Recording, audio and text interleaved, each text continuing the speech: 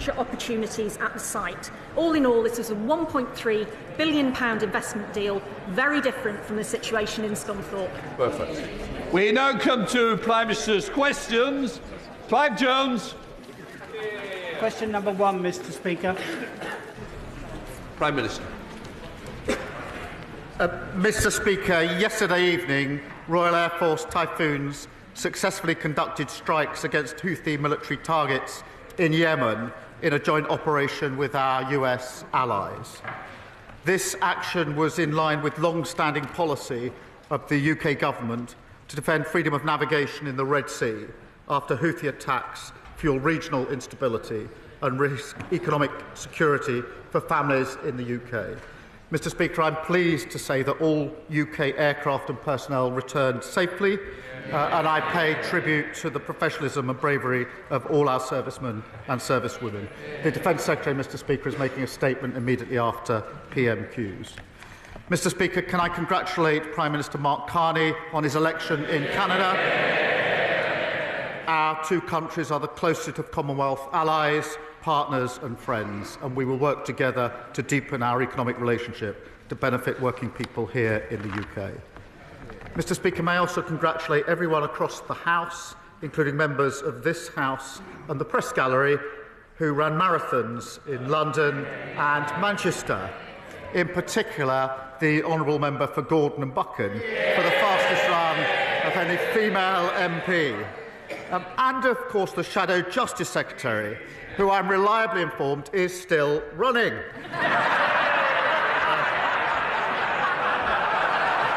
Mr. Speaker, this morning I had meetings with ministerial colleagues and others. In addition to my duties in this House, I shall have further such meetings later today. Clive Jones. Thank you very much, Mr. Speaker. I'd like to associate myself with the remarks of the Prime Minister about the professionalism of our armed forces, and also congratulate Mark Carney on being elected as Prime Minister of Canada. And also everybody who took part in the London Marathon. Both my daughters have done it. It's something I can't do anymore, sadly. Later today, Mr. Speaker, I'm introducing a bill to guarantee Parliament has the final say on any trade deal, including any agreement with President Trump. This isn't new. It's exactly what Labour promised to do in an official policy paper put forward in 2001. I'm asking this government to keep its promise. Currently, members of Parliament have no vote. They have no voice on trade deals. So, will the Prime Minister... Order. I think the Honourable... What this is good. I think you're on a marathon yourself. I think the Prime Minister may get a bit. Prime Minister! Well, Mr. Speaker, can we extend our congratulations to his daughters for running the marathon? In relation to trade deals, the government retains the right, obviously, to strike trade deals, delivering growth, jobs and opportunities for working people. We clearly set that out in our manifesto. That's exactly what we're doing. Parliament, as he knows, does have a well-established role in scrutinising and ratifying these deals. He knows that was strengthened under the last Labour government, as he references. Dan Tomlinson. Thank you, Mr. Speaker. There's going to have to be a coming together of Reform and the Conservative Party in some way. A deal, a pact or a merger. These aren't my words, Mr. Speaker, but those of the most senior Tory in elected public office in the country, the Mayor of the Tees Valley. So if senior Tories are plotting it, the Leader of the Opposition won't deny it, doesn't that mean that the only way for us to stop this plot is to vote Labour? No need to answer. You've no responsibility for any part. Right, let's move the Leader of the Opposition. Can we move on? Thank you, Mr. Speaker. On Monday, the Prime Minister's Safeguarding Minister admitted on the floor of the House that there was a cover-up of the child rape gang scandal. Does the Prime Minister think we should expose this cover-up? Mr. Speaker, this is obviously a serious issue. I oversaw the first grooming gang prosecution, which was in Rochdale more than a decade ago. There is a contrast here because the Leader of the Opposition when she was Minister for Children, Women and Equalities, never raised this issue in the House in 3 years. Mr. Speaker, the Shadow Home Secretary held 352 external meetings during 20 months. How many were on this issue? Not one. And they failed, of course, to implement a single recommendation for the independent inquiry into child sex abuse. Mr. Speaker, my position is absolutely clear. Where there's evidence, the police should investigate and there should be appropriate prosecutions. That's route number one. Route number two, we should implement existing recommendations, which did expose what went wrong. They weren't; those recommendations were not implemented by the last government. They're being implemented by this government. We are providing for local inquiries. We're investing more on delivering truth and justice for victims than the party opposite did in 14 long years. Mr. Speaker, in the last year of Conservative government, we had a gangs task force that found 500 perpetrators, protecting thousands of victims. We launched that inquiry that he's talking about, but more still needs to be done. It's now 4 months since I asked him for a full national inquiry. Instead, he promised 5 local inquiries. There will be one in Oldham. Will he now name where the other 4 inquiries will be? Prime Minister. Mr. Speaker, we are providing for local inquiries. This is a serious... Well, they've got so much to say now. Why did they not... Mr. Speaker, why did they not implement a single recommendation in the 14 years they had in office? We're taking forward those. There are recommendations already in place about the change that needs to be taken. They sat on a shelf under the last government. We are acting on them. We are providing for local inquiries, and we're investing more in delivering truth than they ever did. He cannot name a single place because nothing is happening. He stood there at the dispatch box, promised 5 local inquiries. Nothing is happening. On the last day of term, he had his minister come out to water down the promise to say they would provide funding. That is not good enough. At least 50 towns are affected by rape gangs. Places like Peterborough, Derby, Birmingham, Nottingham, Leicester, Rotherham, Rochdale and Preston. Is he dragging his heels on this because he doesn't want Labour cover-ups exposed? Mr. Speaker, I spent 5 years prosecuting this case. Mr. Speaker, I was the prosecutor that brought the first case. And when that file was brought to my attention, Mr. Speaker, I noticed that one of the defendants had not been prosecuted previously. Far from covering up, I asked for that file so that I could have a look at it. On the back of that, I then changed the entire approach to prosecutions, which was then lauded by the government. We were doing the right thing and brought those prosecutions. So my record was going after where I thought something had gone wrong and putting it right. She stayed silent throughout their years in government, and so did the entire front bench. Mr. Speaker, he's not the Director of Public Prosecutions anymore. He is the Prime Minister. People want to know what he is going to do now, not talk about what he did years ago. We are asking for a full national inquiry. Andy Burnham wants a national inquiry. He's not Conservative, he's Labour. Harriet Harman wants one. The member for Rotherham wants one. All of the victims I have met want a full national inquiry. He keeps talking about local inquiries, yet they have not got going. And they haven't got going because local authorities don't want to investigate themselves.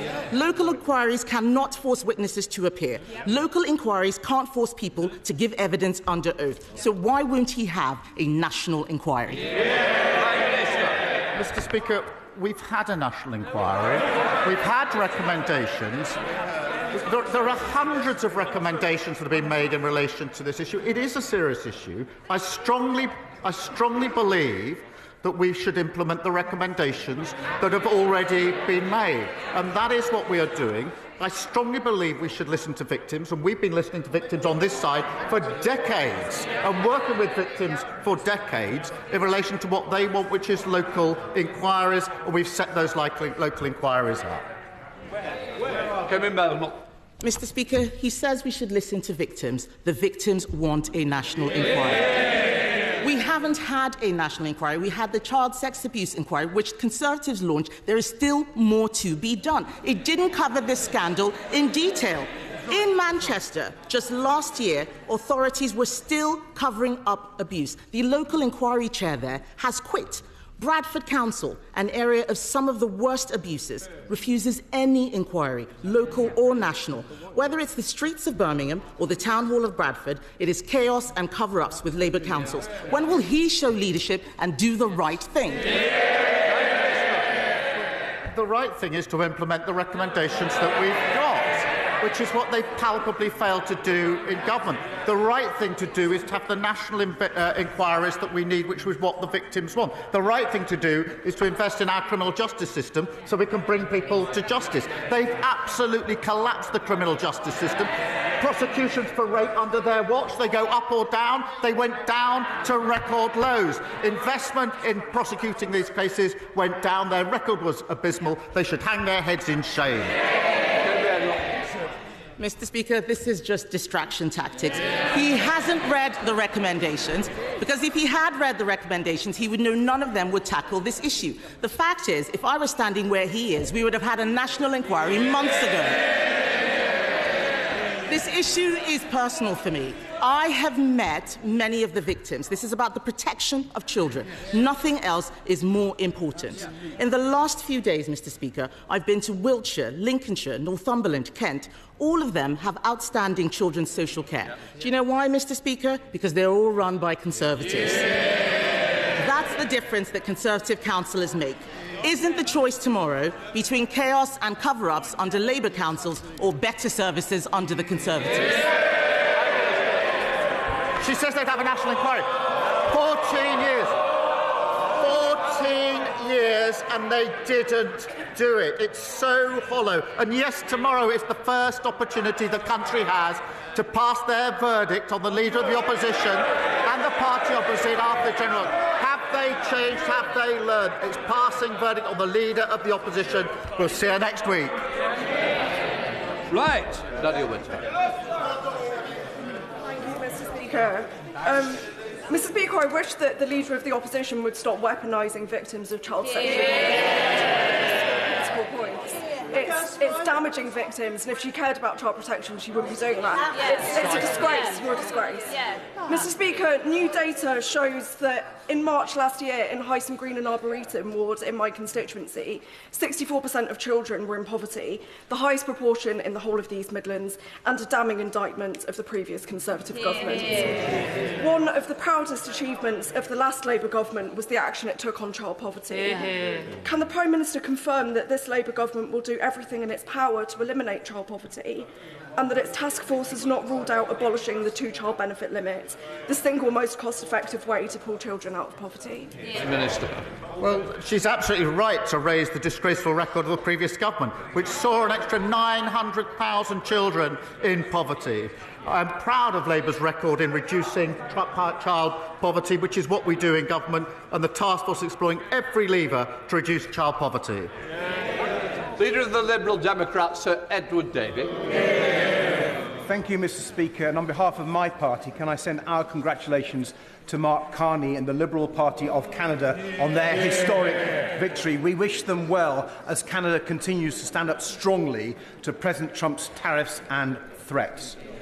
Mr. Speaker, Canada has learnt what happens when you do a trade deal with President Trump.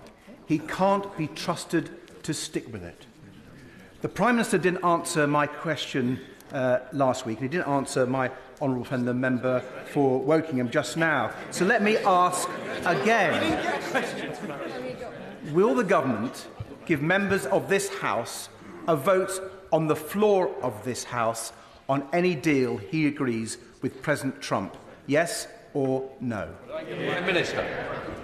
Mr. Speaker, we are in negotiations with the US in relation to a deal. We will act, obviously, in the national interest to make sure that if there is a deal, it's the right deal for our country. If it is secured, it will go through the known procedures for this House. Sir David. Well, Mr. Speaker, I'm very disappointed in that reply. There was no yes or no response. We do want a vote, and we will keep pressing him and his government on that. But turning to a domestic issue now, Mr. Speaker, my honourable friend, the member for Dorking and Hawley, has taken up the cause of Fiona Lascaris, whose autistic adult son, Christopher, was horrifically exploited and then murdered by a convicted criminal. As ITV News has